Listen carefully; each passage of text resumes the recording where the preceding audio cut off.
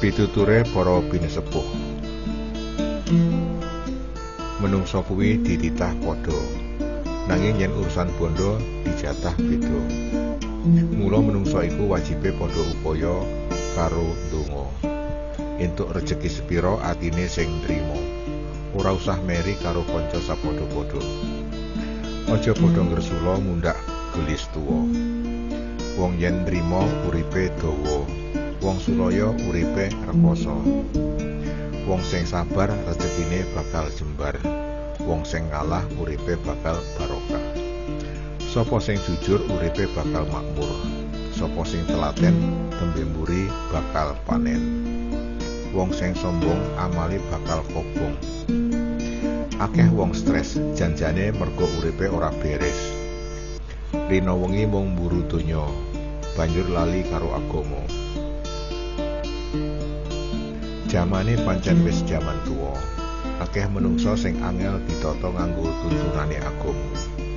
Senengane malah padha ngumbar dosa. Tumindak dosa saben dina pancen ora krasa. Ora ketara nanging suwe-suwe dadi cetha.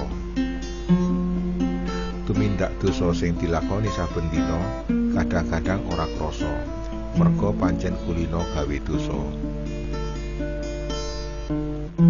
Sing padha ngati-ati lan waspada menawa sira ngobrol karo kanca ngrasani tangga mujah alani wong liya. Ora rumangsa janjane awake lagi gawe dosa.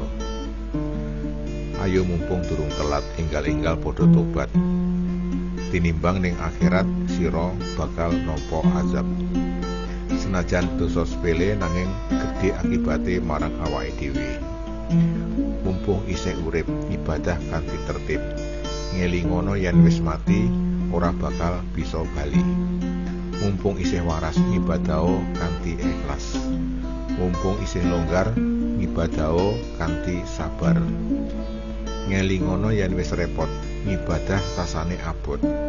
Ngelingono yen wis lara ora bisa apa-apa. Cekap semanten pituture para binesepuh. Mugi manfaat lan sageta kangge pepenget kita sedaya.